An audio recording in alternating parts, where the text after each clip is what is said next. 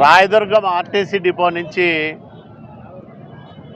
భవిష్యత్తులో ఎక్కువగా అంతర్రాష్ట్ర సర్వీసులను అట్లాగే ప్రతి గ్రామానికి ఆర్టీసీ బస్సు సౌకర్యాన్ని కల్పించడానికి చర్యలు తీసుకుంటాం.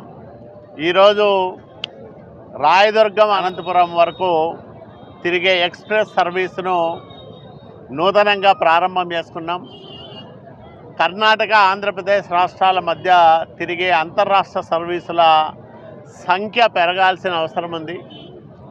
ఇప్పుడు 6 సర్వీసులు నడుస్తూ ఉన్నాయి బళ్ళారికి.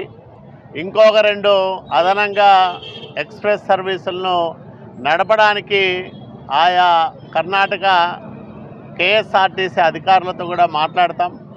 మన ఆర్ఎం గారు తర్వాత అక్కడ ఉండే ఆఫీసర్లు మాట్లాడుకొని వాటిపైన కూడా ఒప్పందాలు చేసుకుంటే ఎక్కువ బస్సులను మనం బళ్ళారికి ఇటు బెంగళూరుకి తిప్పేదానికి అవకాశం ఉంటుంది.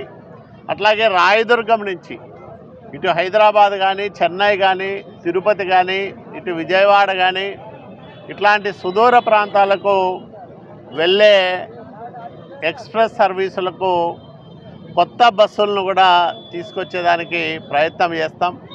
దీనిపైన ఆర్ఎం గారికి చెప్పాం, తర్వాత ట్రాన్స్పోర్ట్ మినిస్టర్ దృష్టికి కూడా తీసుకెళ్ళాం.